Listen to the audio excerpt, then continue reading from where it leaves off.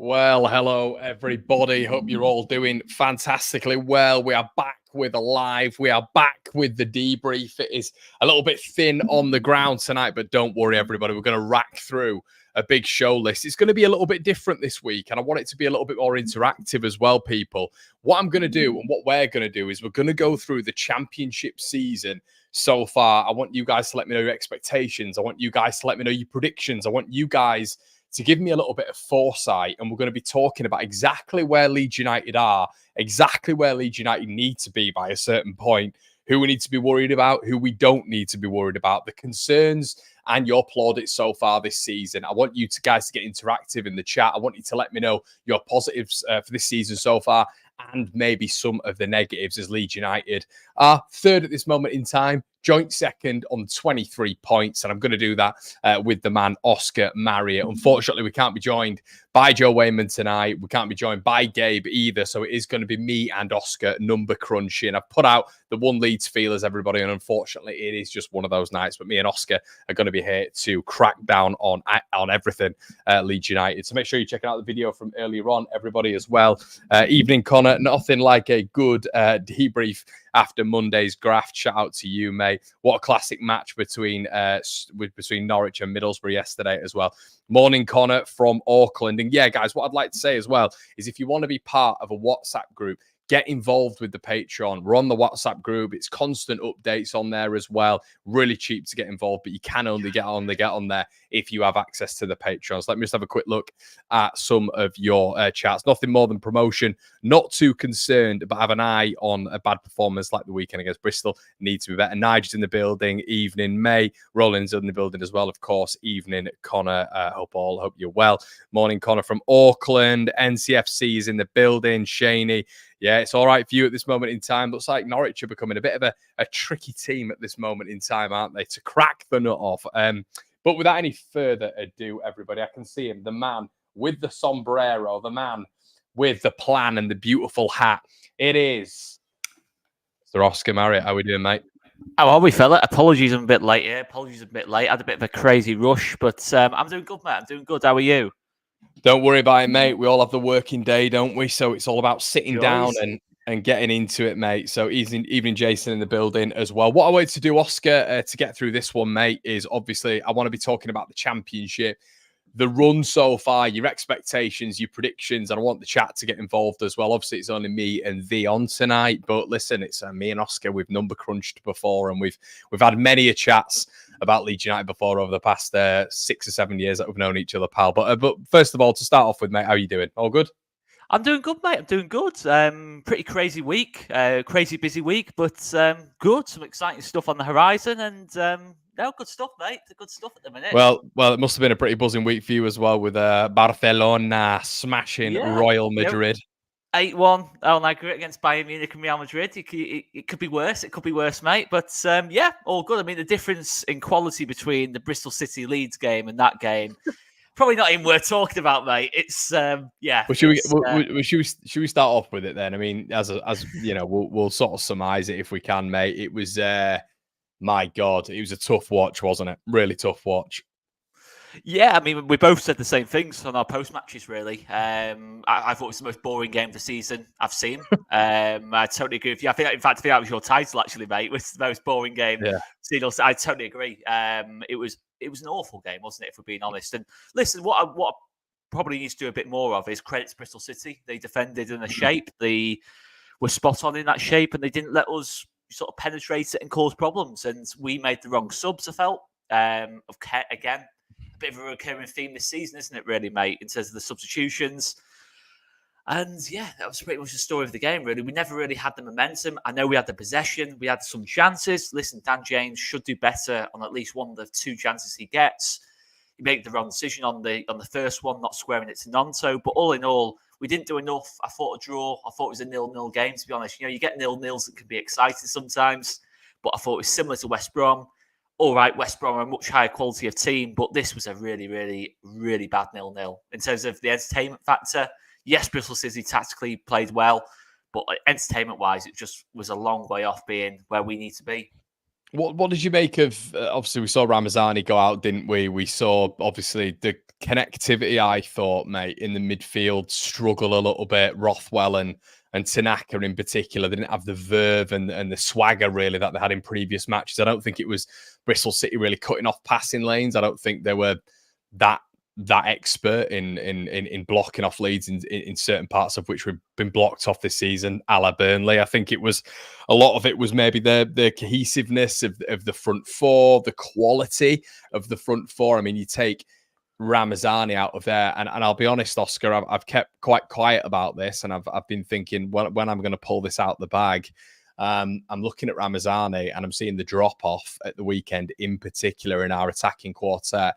And I'm genuinely thinking that he's probably the best player Leeds have got right now. And I think he's really growing into it. And there's a conversation genuinely right now of especially in forward areas, you know, with Tanaka kind of, you know, being in that bracket, I guess you would say. But if you've even taken him out, if you're just looking at that front four, Ramazani's probably just a little bit ahead of Nonto now, isn't he?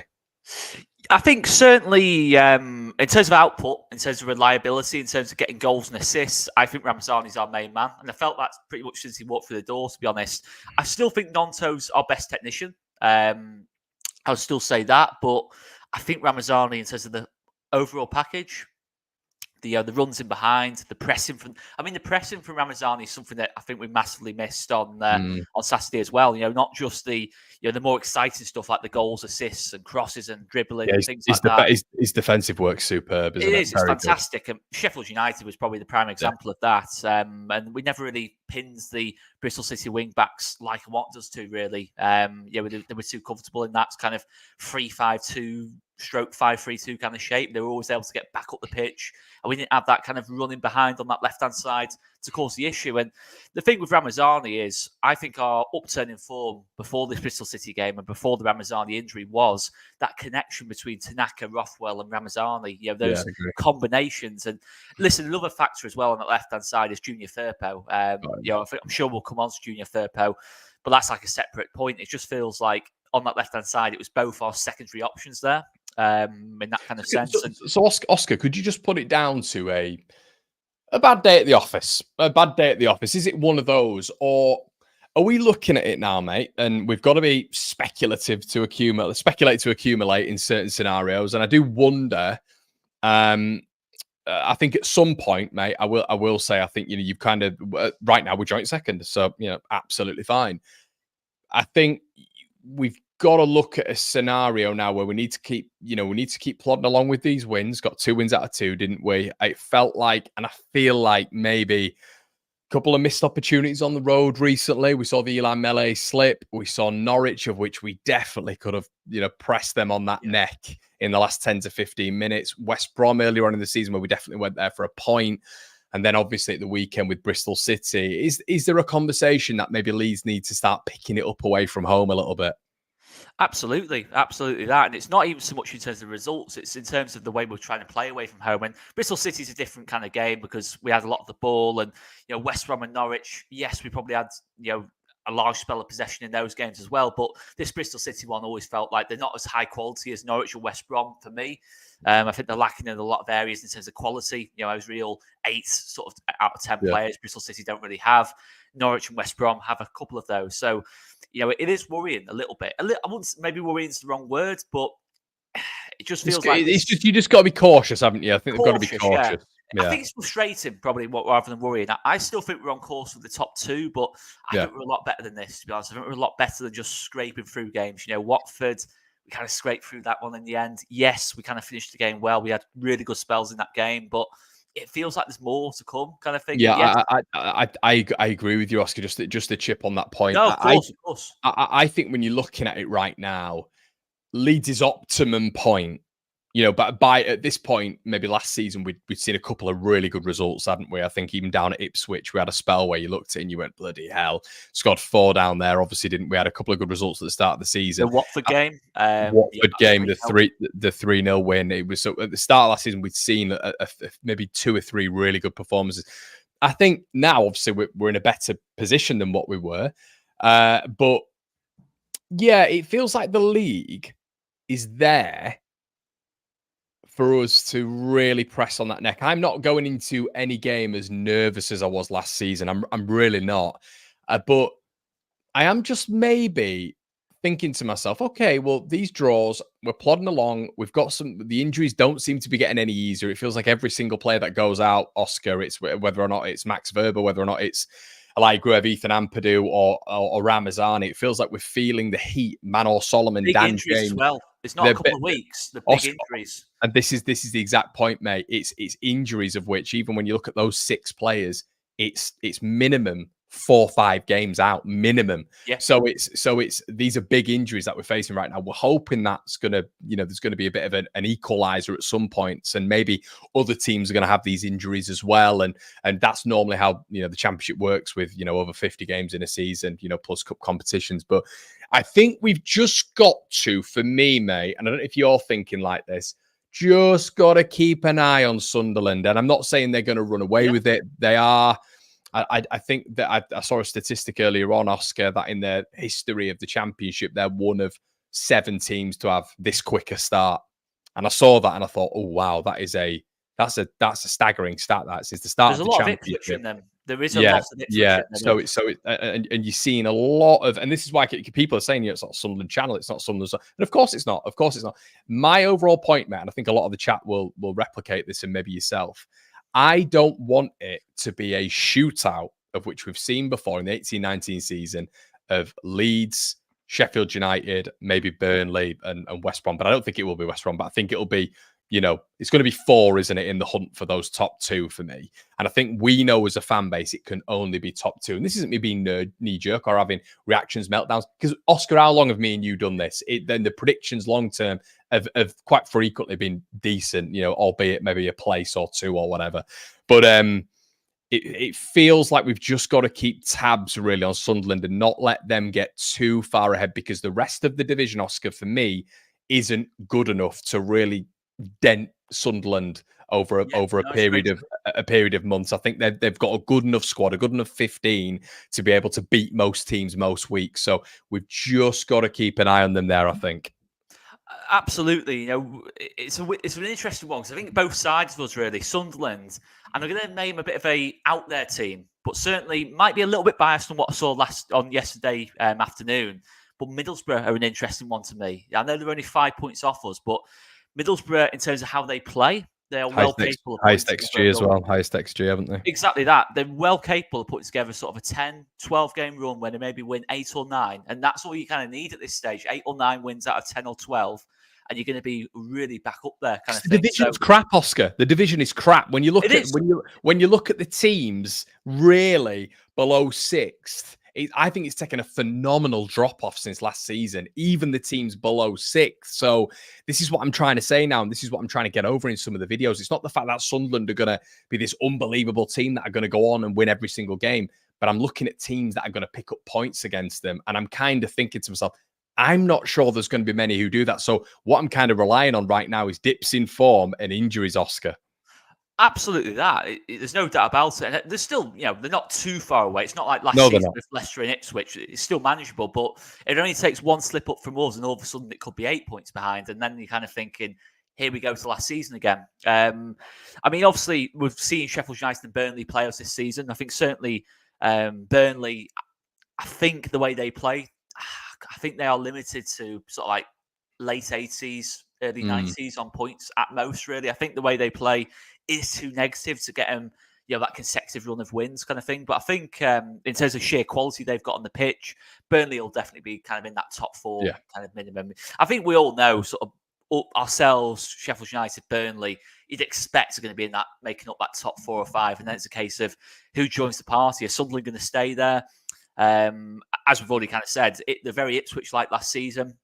And the worry is the teams that can actually match them and take points off them. Of course, on paper, there's not actually that many Sunderland players you take in this Leeds team in terms of our strongest 11 versus their strongest 11. They've got some very good players, but in terms of overall depth, they've not got masses of that. So I'm not overly worried, but it's something to keep an eye on a little bit. These little draws here and there. Because at the end of the day, mate, when you're pushing for the top 2, draws mean very little.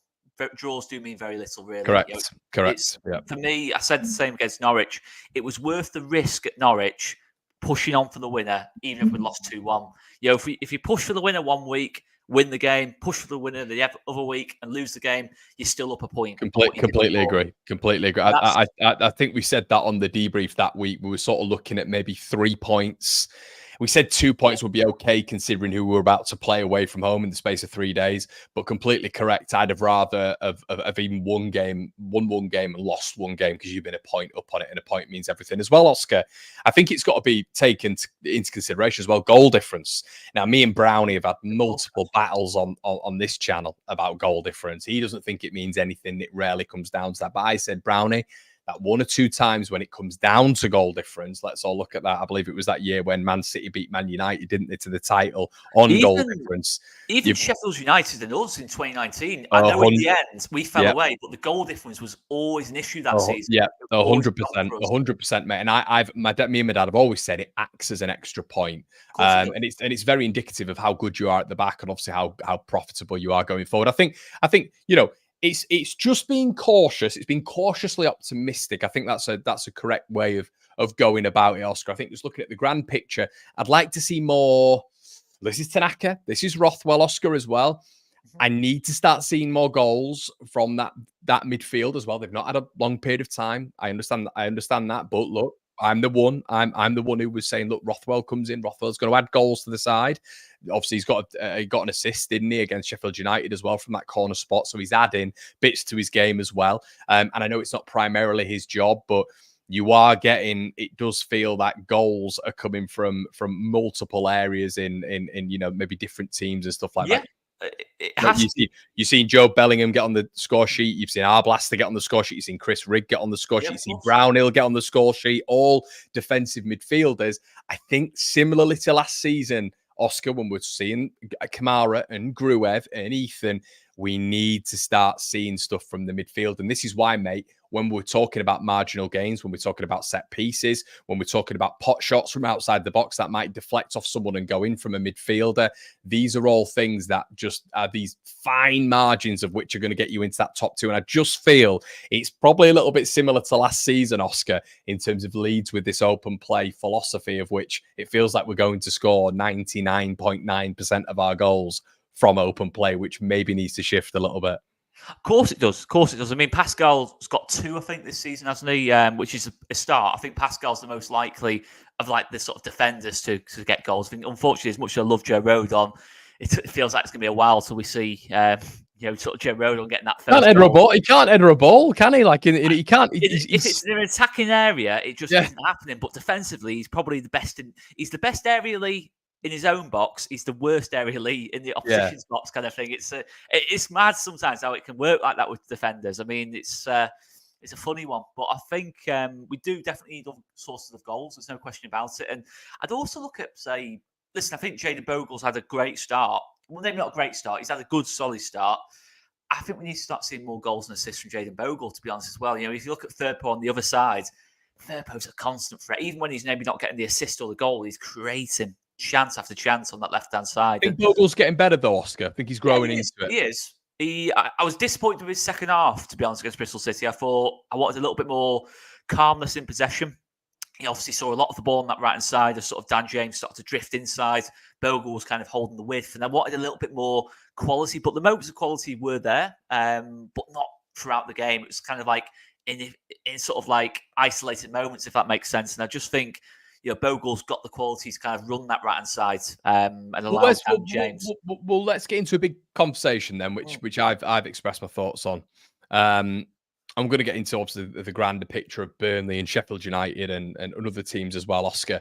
But I wanted to touch on a little bit this side when it comes to Byram. Obviously, I mean, what are your thoughts on his performance? Obviously, Sam, I'm not going to say anything. I'm going to let you have your say.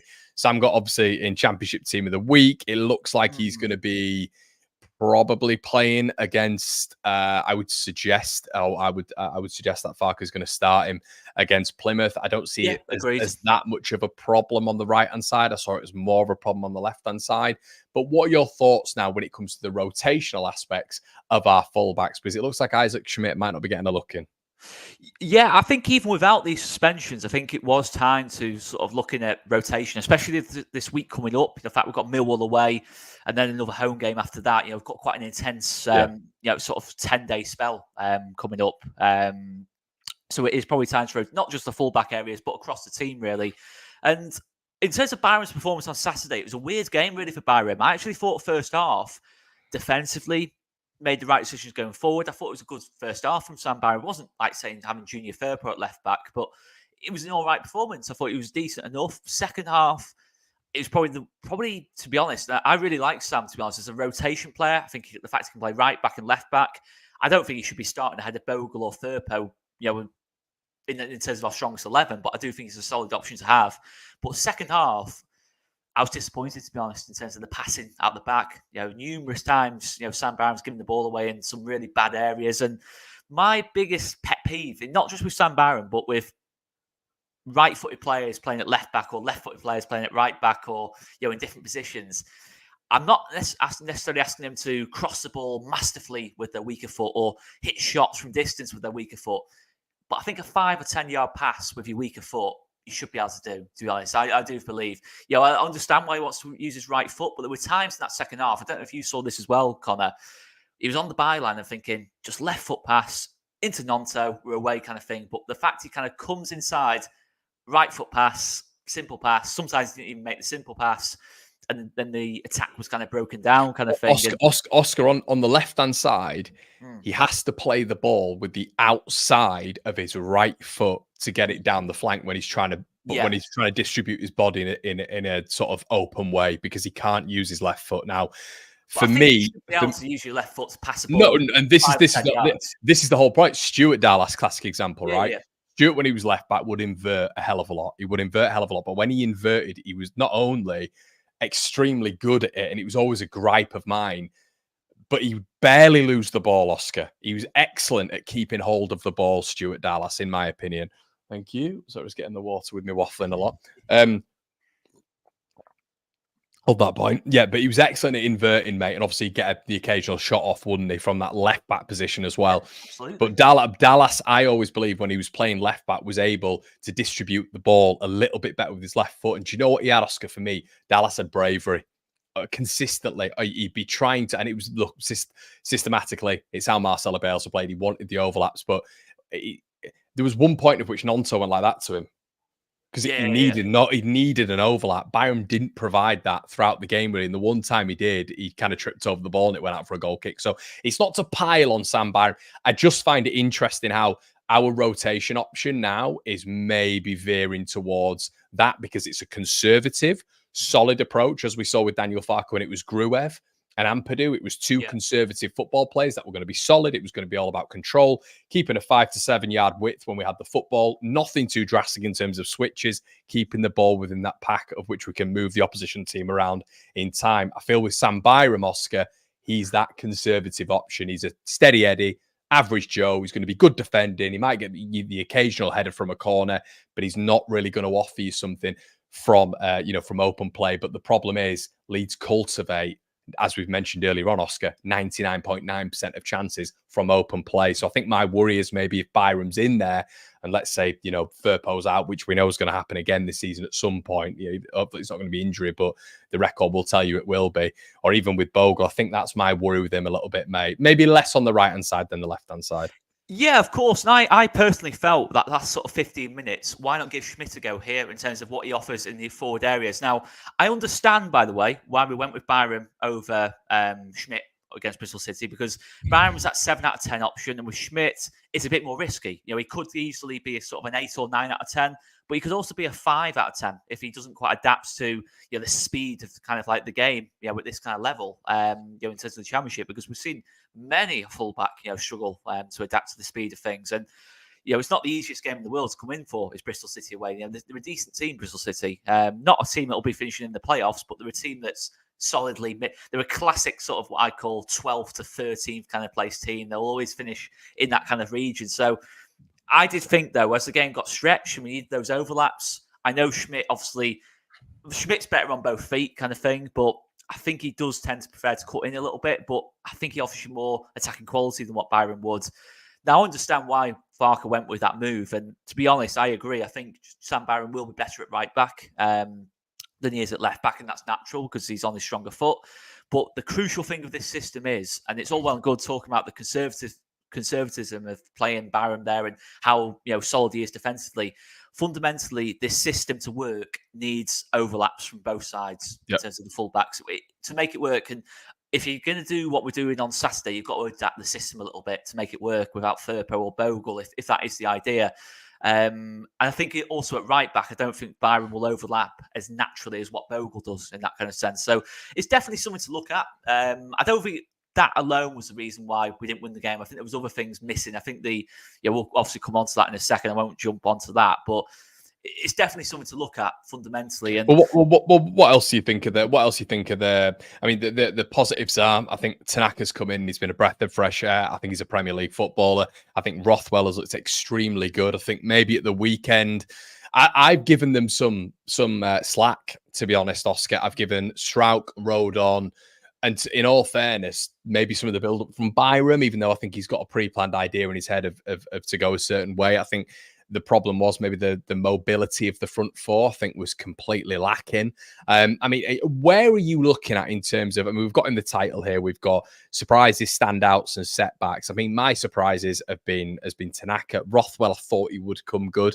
Obviously, we've seen Ramazani as well. There's been a lot of positives so far this season, hasn't there, Oscar, in terms of what we've seen with Leeds United. And ultimately, as we keep saying, we're joint second in the division still, so... Yeah, I mean, as I say, I think we have all the tools we need to get promoted this season. I think Daniel Farke, can't complain about the options he's got. Yes, we probably wanted another number 10, but if he can't get the results with this team, then there's got to be questions at this moment in time. And yes, it's not ideal having injuries, but I still look at the front four, and I think all the signs we've made have been good. This summer, I think it's been a really good window in terms of the recruitment into the club. Of course, I can't call it an overly successful window because of the players we've lost, but it's still been, in terms of players we've brought in, we've still maintained a similar level of quality. From what we can see so far, obviously, it's still quite a small sample size. Tanaka's been here less than 2 months, so it's a small sample size, but so far it looks very good. And it looks like our best players, in a lot of cases, are the players we brought in. So that's definitely a positive in that kind of sense. But the frustration for me was the front four mobility, as you've kind of come on to. And obviously Sam Barham, I'm not asking him to be João Cancelo, as we said. I'm not expecting him to be able to suddenly just go at the left back and look natural there. We're not asking for that at all. But I think with that, Sam Barham not really being able to carry that left-hand side like a Junior Firpo does, he needed more help around him. Nonto, I thought, had most of our best moments in the game on Saturday. I didn't think it was a great performance from Nonto, but our best moments came from Nonto. It says that through ball into James. I think he created that chance for Joseph at the end. There was moments from Nonto in that game. Had one cleared off the line, didn't he? Yeah, I forgot about that one as well. It was a good finish as well. It was a good finish. He put the keeper the wrong way. He did everything right. Why wasn't Peru there?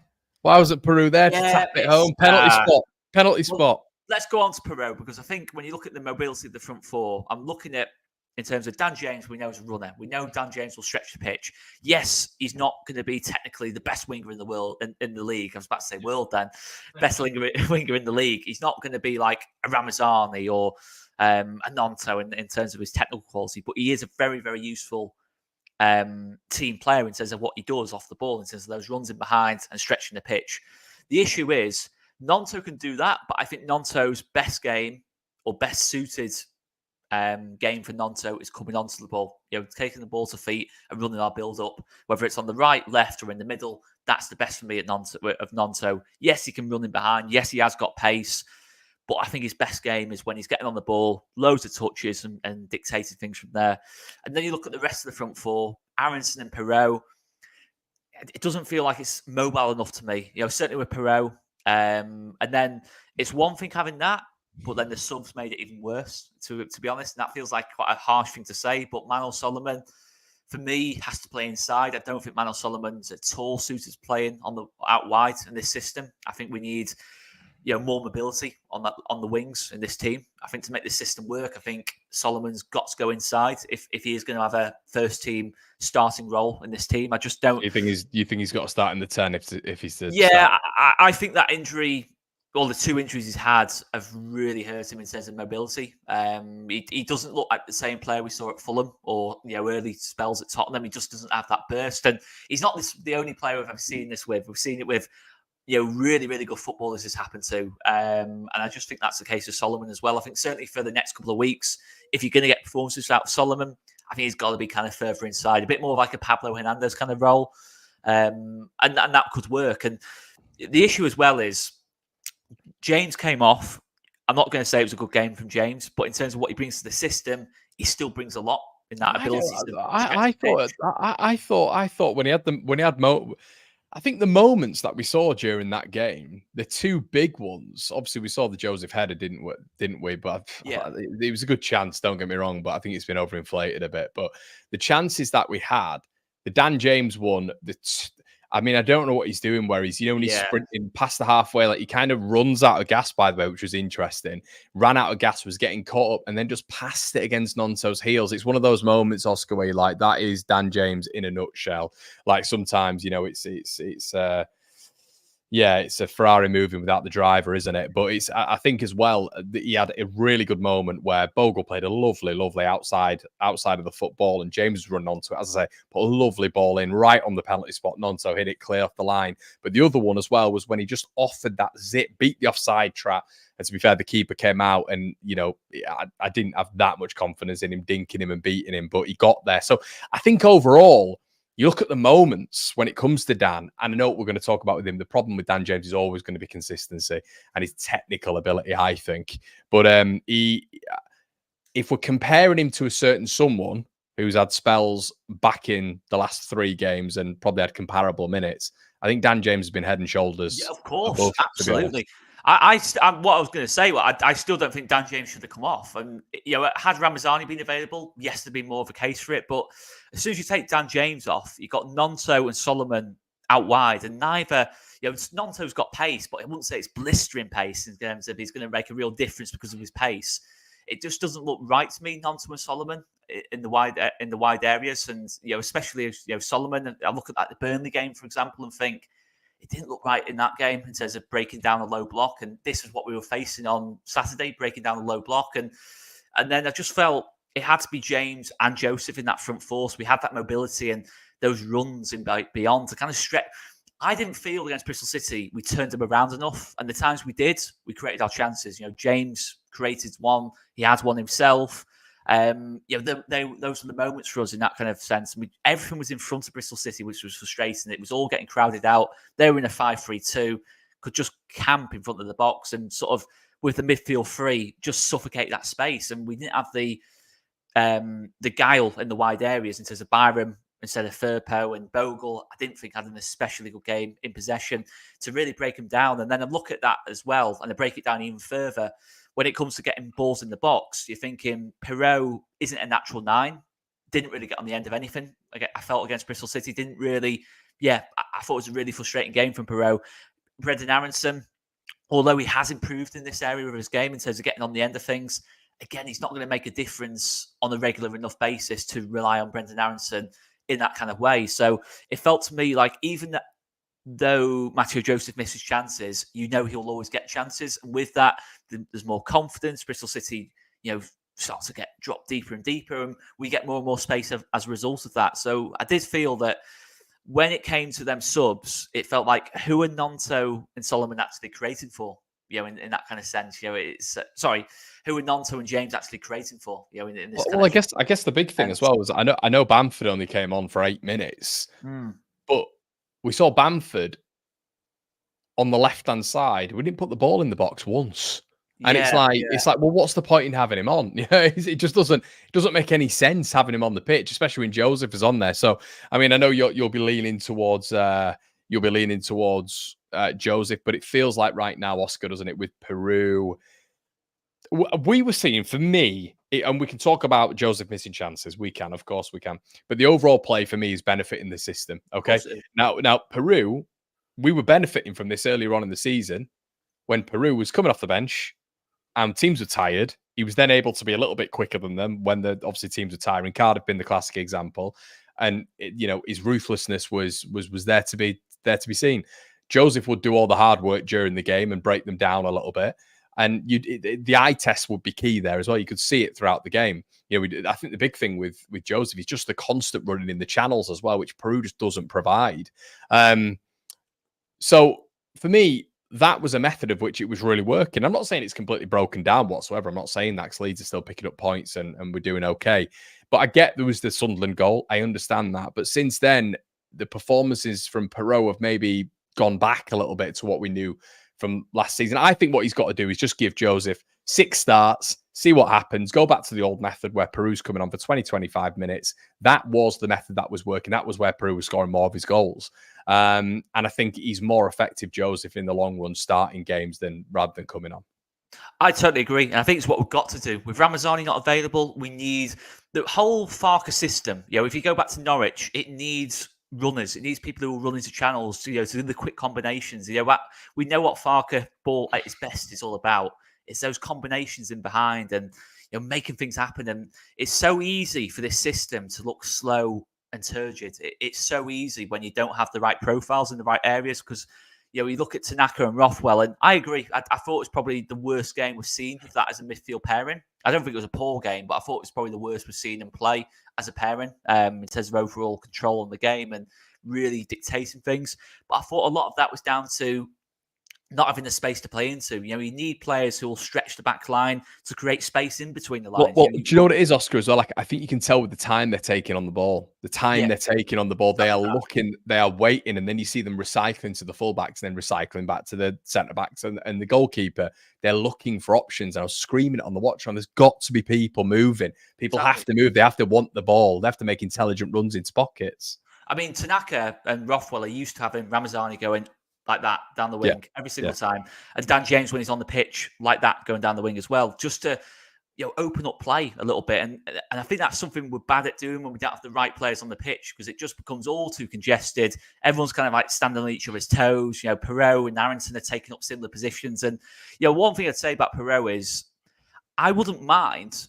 I'm not saying I necessarily do this, but I wouldn't mind Perot and Joseph on the pitch at the same time, from the start of the game. Me too. Perot in the 10, Joseph in the 9, and you kind of get the best from both players' games. Joseph, we know in terms of the hold-up play, the linking up in the channels, the pressing, we know exactly what he'll give us. And to be fair, for someone so young, he's been unbelievably consistent in that regard, in terms of being able to really make the difference in terms of getting us up the pitch. Of course, it's finishing. And I guess as well, if you've got James on the right, if you've got Nonso on that left-hand side, you've got Joseph up top, you can almost sacrifice Aronson in terms of like a front 4 unit press. But you don't see a lot of that anyway, Oscar. I don't feel the press is like, it's not just like a really regimented press that we do every single game. It's kind of quite sporadic. I don't feel there's any, it doesn't look like anyway, there's a team press like consistently that recovers the ball high up. It feels quite individualistic. So yeah, maybe you can sacrifice Aronson if you've got James and Joseph on the pitch for a Peru.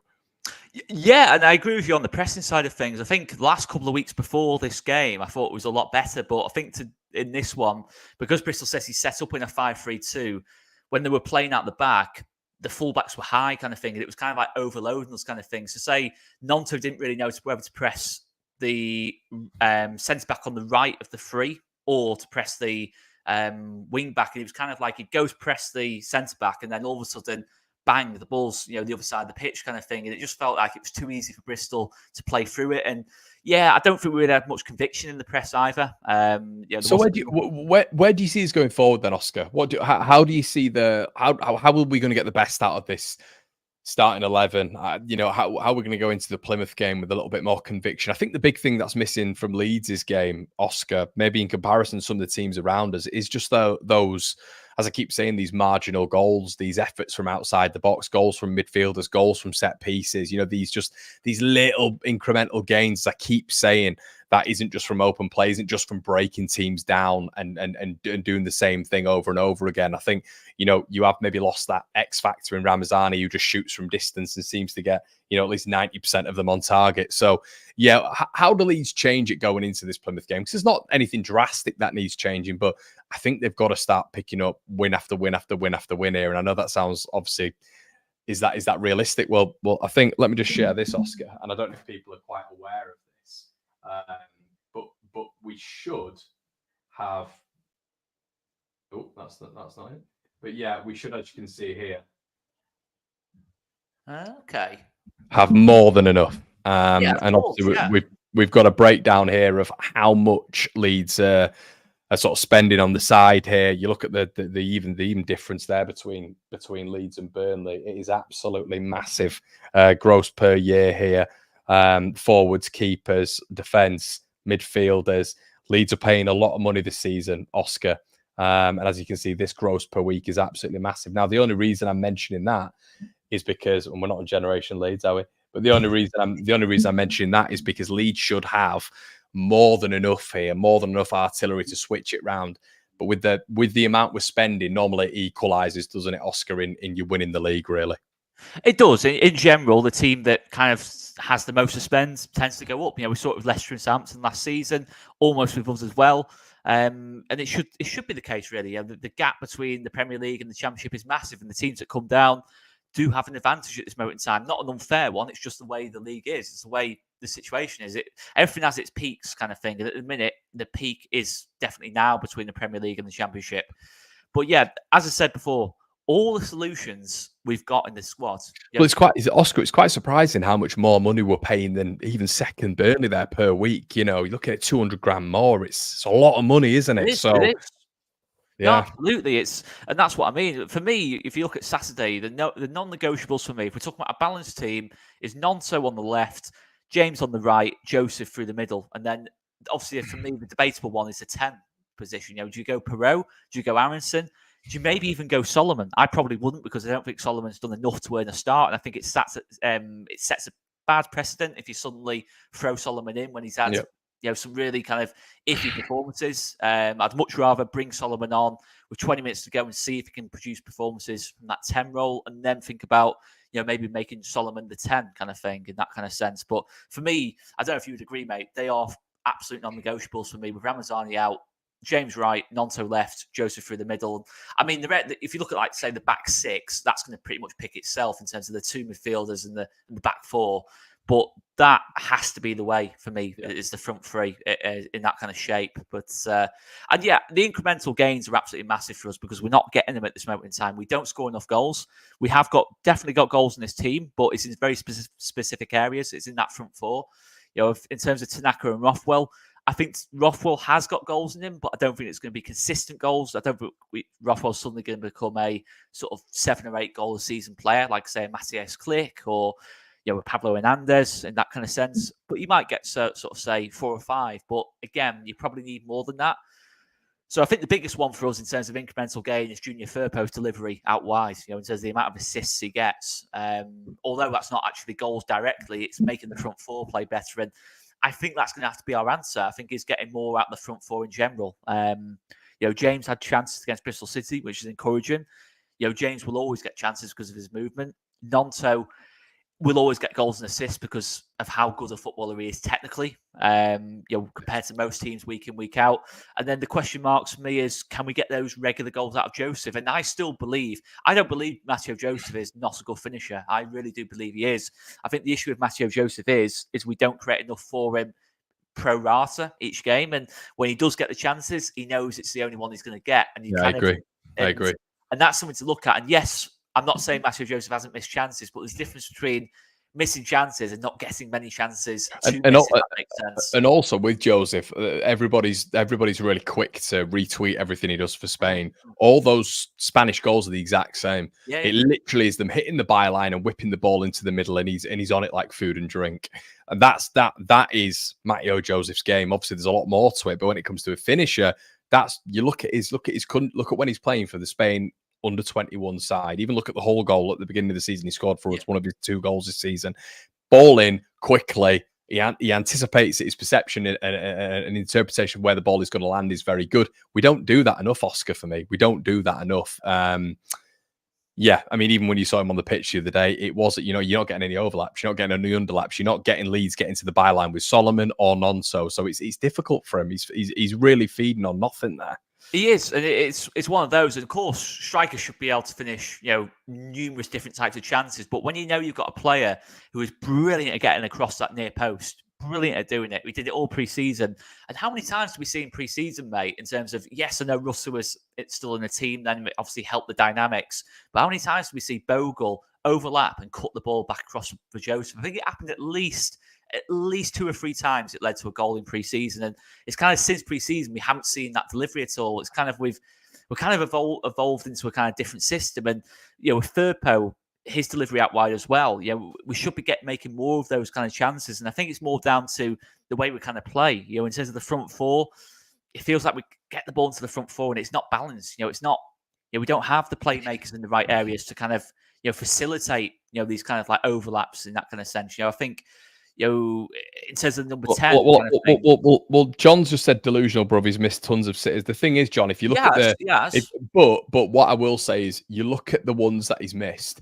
Sheffield Wednesday, it was a snatch effort. Portsmouth, snatch effort. The other day, I don't think that was a sitter. I think that's getting way overinflated, but it was a good chance. He should have hit the target at least. I agree.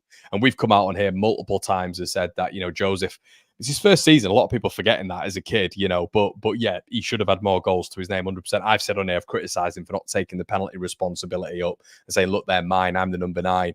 And he'd have had 2 more goals, 2 or 3 more goals this season. But the point Oscar's making is, in a game, if he's having 2 or 3 chances, right, and he's blazing them against Bristol City, you turn around and you're going, Jesus Christ, a la Bamford, when Bamford used to get 2 or 3 chances. Yeah, well, that's what I mean. Bamford's direct comparison. Yeah, but the whole thing of what Oscar's saying and what sort of I'm agreeing with there is, it's almost like 1 chance per game he's getting. He's feeding on scraps when it comes to just look at the amount of sort of big chances Joseph gets when he comes on the pitch or when he plays. It's barely anything. He really doesn't have them, like a succession of them per game. So he's getting one big chance per game or whenever he's featuring. And, he might not be getting them at this moment in time, of course. But yeah, he's not getting a succession of chances running up to that, which normally strikers do. Joseph creates more for others than we create for him. And that's a problem for me. And I know in certain systems, say like Harry Kane, for example, at Bayern, it's probably a similar kind of scenario, but that's different. It's a totally different system. This system, the whole Farke system, we've seen it under Norwich with Timu Pukki, with Bamford to an extent last season, is around creating chances for strikers. That's what this system should be around. In terms of number 10, Brendan Aronson doesn't look like a number 10 to me is going to get 10 goals, 10 assists. I just don't really see it in Brendan Aronson's game. I think he's a useful player at this level, but I don't think he's going to give you massive output, reliable output. So it's got to come down to getting delivery into the striker. And we don't do that enough. And if Joseph's creating more for the others than he's getting himself, that's a big issue to me. And you look at Bamford in the promotion season, for example, he would have games where he'd miss sort of 4 or 5, say 2 really good chances and 3 or 4 good chances kind of thing. And this isn't the case with Joseph. He's not getting that same level of delivery. How many times do we see it in that promotion season, where it was that? And a lot of people said, and I think we all said, that could be what cost us promotion, is those missed chances. And for me, Joseph, it isn't a case of that. I can't think of one game where you thought he's missed chance after chance after chance there. It just hasn't happened. He's had a really solid, lively 90 minutes. He's maybe had the 1 chance in the game and maybe he's not taking it, kind of thing. And I'm not saying he shouldn't be scoring more goals. I'm not saying that at all. But for a young striker, you want more delivery into him, kind of thing. And yeah, and I think all Leeds aren't ways right. If he's not a natural finisher, I'd Spain under 21s get goals out of him, and they're all 6-yard chances. And I think they have. They've all been very, very similar, and he's hyping it for country, isn't he? A lot of it, a lot of his countrymen, a lot of the Mundo Deportivo said he's the one to watch and all this sort of stuff. So they all love him out there. So they must be seeing something, mustn't they? So we've just got to, the coaching staff down at Ellen Road have got to get more out of him. I will say this. I don't know if this is a because sometimes people come on with little feelings on what they think. I don't know if the comment's been deleted there. Danny says, love the debrief, sneakiest far out content, even if you don't realise it. Danny, I don't know if you're just being sarcastic there. I'm not sure, but I appreciate the first bit of the comment, but it's definitely not, mate. I think a lot of these things get when you try to look at improvement and when you try to break the game down, I think, a lot of it is shrouded, unfortunately, with, you've been negative, you've been pessimistic, you've been this, that, and the other. We're trying to look for solutions. We're trying to look, how do we think it could get better as fans, as armchair pundits? It's got nothing to do with the manager whatsoever. We're acting as our own, sort of a piecemeal here. We're trying to say, oh, this might help, this might help, this might help.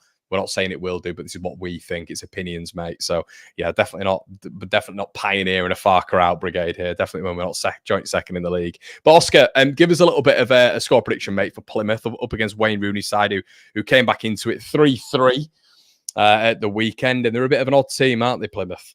Yeah, I mean, going forward, they look good, to be fair. I think Rooney set it up differently to Birmingham. I think he's gone a lot more front foot than what he has done previously in his managerial career, and they've done okay, Plymouth. I'm not sure I'm 100% on them yet in terms of how good the team they actually are, but certainly in those forward areas, I mean, Sissoko's definitely one to watch out for. He's been a very good find for them. I think Morgan Whittaker's had quite a slow start to the season, but again, he's still someone who, from distance, big threat in that kind of sense. I'm hoping we keep a clean sheet. I'm going to go with 2-0. I think it's going to be quite open, more open than our usual 2-0s, but I think defensively, yeah, I'll go 2-0. I think it'll be a good game, though. I think Plymouth will have a go. There'll be spaces for us to play into. And it's a game, to be honest, mate, it's a game I look at and think, if we're absolutely on it, we could honestly hammer Plymouth because of how much space they give you in between the lines and in behind. And if we have the right profiles on the pitch, get the press right, sustain pressure, I honestly think it's a game we could win quite comfortably. So I'll go down the middle between sort of positive and negative and go for a 2-0 win. Yeah, I'm going to go with a 3-0 win. I think it should be a game where we just overpower them with quality. Yeah, it's going to be interesting without Ramazani there, of course, but you got James in there as well, haven't you? So Leeds should have more than enough with Joseph. Well, guys, what we'll do is we'll leave it there. Get your score predictions in the section below. We always read them, but we've been rabbiting on for nearly an hour there. I don't want to kill this off too much. Make sure all of you like the video right now so it ranks higher in the algorithm and it just shows us that you're enjoying the video. Also, go out and check the video out from earlier on, everybody. It's been an absolute pleasure. Oscar, thanks for joining. No problem at all, mate. And let's hope for better times these next 10 days or so. Let's hope so, mate. We'll see you in a bit, guys. Cheers.